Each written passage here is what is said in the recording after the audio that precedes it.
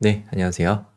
자, 시장 흐름이 계속해서 나오고 있고, 종목들도 변동성을 계속 만들어내고 있기 때문에 우리가 매매를 하는 부분에 있어서 굉장히 유동성이 많이 늘어났습니다.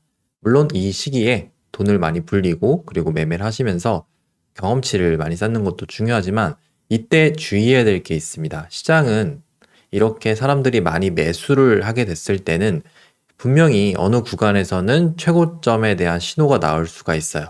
물론 지금 단계에서 그걸 바로 걱정할 필요는 없겠지만 일단은 그러한 자리가 발생을 했을 때는 굉장히 주의하실 필요가 있습니다. 그럼 이제 그러한 신호가 시장에서 어떻게 발생하는지 한번 설명을 드릴게요. 자, 이전에 두산 에너빌리티의 경우를 보시면 지금 이렇게 오늘 크게 상승을 또 만들어내고 있지만 예전에 21년도의 자리를 한번 보셔야 됩니다. 자, 여기에서는 어떤 이제 매물대 이런 구간이 있었고 이 매물대를 돌파하기 위해서 이제 21년도 5월 달에 이렇게 스르륵 자리를 만들어냈죠. 자, 이 흐름에서 많은 투자자분들이 이제 관심을 가졌었고 그리고 이제 주가를 이렇게 쭉쭉 올리게 되는데 가장 최고점에서 발생했던 흐름을 보시게 되면은 굉장히 이쁜 양봉을 이렇게 만들어내게 됐습니다. 뭐 거의 3,800원까지 이렇게 오르게 되면서 거래량도 2조 가까이 터졌어요. 지금으로 치면은 그렇게 엄청나게 많은 거래량이다라고 보긴 어렵지만 이 당시에는 이 정도만 돼도 굉장히 시장에서 1등 종목으로 거래량을 많이 터뜨렸던 기록에 해당합니다. 자, 이런 양봉을 만들어내게 되면은 개인 투자자분들이 이제 여기서 의심을 하게 돼요.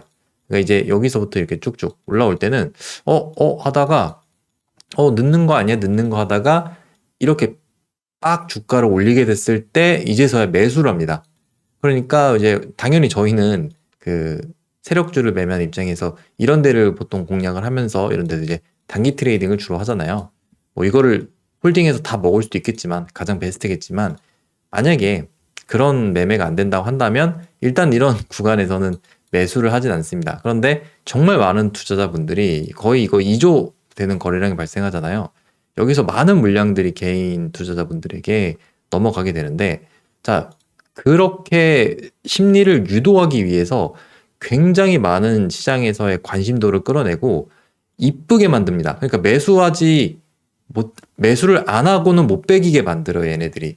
그래서 이렇게 고점 구간에서 양봉 그리고 종가까지 이제 윗꼬리도 없이 이렇게 만드는 자리가 나왔을 때는 주의를 하셔야 됩니다. 어떤 종목이든지 주가가 이미 많이 오른 다음에 나오는 이렇게 큰 양봉 이런 것들을 주의하셔야 돼요. 물론 오늘도 이제 그런 양봉이 나오긴 했는데 거의 3조 5천억까지 터졌죠. 뭐 더 올릴 수도 있습니다. 그건 이제 저희가 모르는 부분이지만 일단은 이런 구간에서 추격하지 않는 게 가장 중요하겠죠. 만약에 지금 두산 에너빌리티를 매수를 혹시 고려하신다면은 밑에서 평단가를 들고 오셨던 분이 아닌 이상은 조금 주의를 하시는 게 좋겠죠. 따라 사는 거는 좀 위험하니까요. 자, 그리고 신성 델타테크를 보시면 지난 24년 2월 달에 이 구간에서 이제 얘 같은 경우는 초전도체 관련 이슈로 상승했었죠. 자, 여기에서 흐름을 만들 때도 마찬가지입니다. 23년도 12월 달에 여기서 흐름을 쭉 모으다가 24년도 1월 달부터 이제 상승을 만들어내기 시작했어요. 이제 어떤 구간을 돌파하면서 거래량들이 이렇게 늘게 되죠. 그리고 마지막 날의 거래대금을 보시면 1조 거의 한 8천억 정도, 한 7,500억이긴 한데 이 정도의 거래대금을 만들면서 굉장히 많은 파동을 이 당일날 만들었습니다. 그러니까 이 전날에도 마찬가지로 여기에서 이쁜 양봉을 만들었죠. 그러면 사람들이 이 양봉에 관심을 갖고 이 종목을 지금 매수하지 않으면 안 되겠다. 초전도체로 인해서 우리나라가 무슨 이제 과학계에 어떤 큰 획을 긋겠다. 이런 뉴스들이 나오면서 이 종목을 못 사지는 안 사고 못 빼기게 만든단 말이에요. 그리고 다음 날에도 이렇게 오르게 되면은 이 당시에는 여기까지 이쁘게 양봉이었겠죠. 굉장히 많은 투자자분들이 여기서 따라 붙습니다. 그리고 이 당시 이제 분봉을 보면은 이렇게 오르다가 갑자기 투매가 이렇게 나왔어요. 이렇게. 그러면서 여기서 종가 음봉까지 나오게 되고, 물론 그 뒤에 그냥 바로 이렇게 스트레이트로 내는 게 아니라 변동성은 나와요. 하지만 거기에서 어떤 이제 매도세가 강하게 나오면서 이렇게 고점이 나왔다면은 그 흐름에서의 이 종목은 가장 고점이 될 가능성이 높습니다. 그냥 고점이 아니라 얘 같은 경우는 역사상 다시는 오지 못하는 고점이 될 수도 있어요.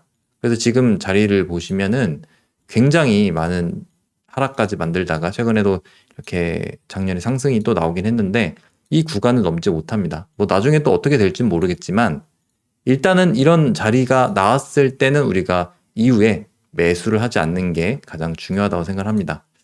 자, 에코프로가 이제 그 흐름의 대표적인 격인데 여기서도 이제 그런 흐름들이 나왔어요. 하지만 얘는 이제 이 구간을 이제 돌파하기 위해서 파동을 쭉 한 3개월 동안 준비하고 한번 더 쏟아냈죠. 이때 이제 기억하시는 분들이 있을지는 모르겠는데, 자, 이때도 마찬가지입니다.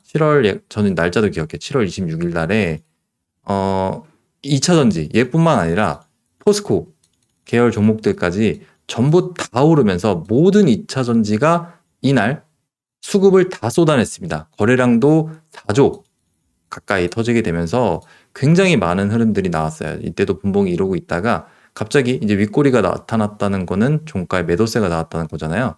여기서 이러고 있다가 툭, 툭, 툭 하면서 굉장히 거래대금으로 치면은 이렇게 하다가 이렇게 거래량들이 발생하면서 변동성을 계속 만들어냅니다.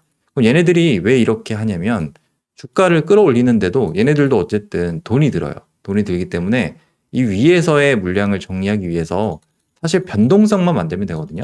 변동성이라는 거는 주가를 오를 때도 발생할 수가 있겠지만 내릴 때도 발생합니다. 보통 내릴 때 이제 단타 매수세가 들어오게 되니까 시장에서 주목을 받게 되고 많은 투자자분들이 여기에서 달려들게 되죠. 그러면서 거래량이 굉장히 늘어나게 됩니다. 이제 여기서 거의 절반, 한 2조 되는 거래량들은 아마 떨어지는 구간에서 발생을 했을 거예요. 그러면서 그 구간에 최고점이 만들어지고 바로 내리지도 않습니다. 여기서 조금 이제 더 가는 척 하면서 나머지 물량들을 또 정리를 하죠.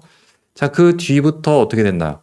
절대로 오르지 못해요. 얘 같은 경우는 아마 이 종목이 사라질 때까지 이 고점이 오지 못할 수도 있습니다. 그럼 제가 이제 이 얘기를 하면 항상 댓글에서 이제 2차전지 그 찬양하시는 분들이 악플을 달긴 하는데 제가 금양 때도 말씀드렸어요. 금양 때도 이때 이제 똑같이 나왔던 흐름인데 이때 고점이 나오고 이제 죽으니까 얘 같은 경우는 심지어 에코프로는 그래도 돈을 버는 회사거든요. 근데 금양은 돈도 못 벌어요. 그러니까 얘 같은 경우는 시장에서 상패도 가능한 종목이에요. 이런 부분들을 잘 고려하셔가지고 어떤 종목이 고점에서 이렇게 큰 거래량을 발생시키고 큰 투매가 만들어진다면 굉장히 주의를 하셔야 됩니다. 무조건 그게 이제 끝났다라고 보는 건 아니지만 일단은 그런 흐름에서 종목이 최고점에서 나오는 흐름일 수도 있기 때문에 이런 주의를 하시면 좋겠죠. 지금은 이제 금양의 경우에도 이렇게 거래 정지까지 이어지게 됐습니다. 자, 그리고 이제 삼성전자를 대부분 아마 기억하실 거예요.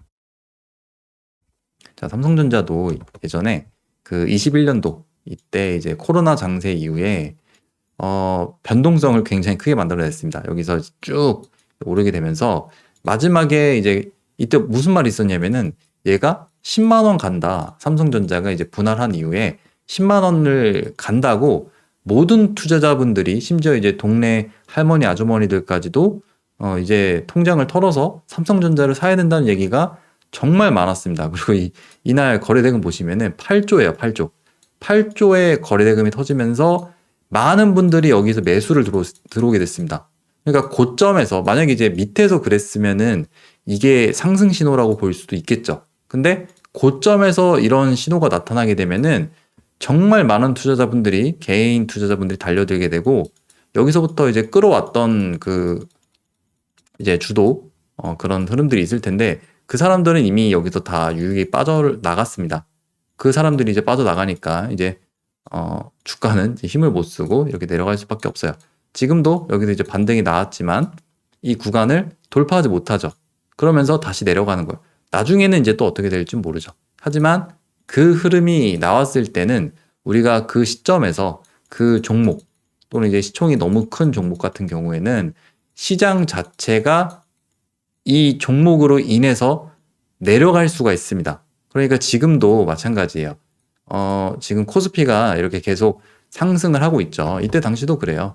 삼성전자가 많이 이제 오르고 시세를 마무리했을 때는 이 코스피 역시 여기에서 굉장히 많은 거래대금 거의 41조 이렇게 발생을 하게 되면서 거의 차트가 비슷하죠. 이런 흐름에서 물량들을 다 넘기고 시장은 뭐 조금 더 오르긴 했지만 대부분 이제 무너지는 과정으로 이어질 수가 있으니까 지금 단계가 이제 그렇다는 건 아니에요. 하지만 이 이후에 그런 과정이 이제 종목이나 시장에서 발생을 한다면 분명히 그 흐름에서 어떤 종목은 끝이 나는 경우도 있을 겁니다. 그게 지금 상황에서는 뭐 두산 에너빌리티가 됐든 또는 현대로템이 됐든 뭐 다른 섹터의 종목들이 됐든 분명히 그런 흐름들이 나오게 될 텐데 그 흐름에서까지 완전히 매매를 내가 피할 수는 없어요. 하지만 대비를 한다면은 그런 흐름이 나왔을 때는 우리가 물리지 않는 매매를 하면서 벌었던 돈들을 지킬 수가 있으니까 지금 같은 상승장에서는 무조건 어떤 종목을 매수하지 않으면 안 될 것 같은 이런 느낌이 든다면 조금 조심하시면 좋겠습니다. 지금 시장에는 그런 개념들이 필요하니까 우리가 하락을 대응하는 게 아니라 대비하는 매매를 하시는 것을 이제 권장을 드립니다. 자, 그래서 오늘 내용은 이제 여기서 마무리하도록 하고 내일은 다른 내용으로 찾아뵙도록 하겠습니다.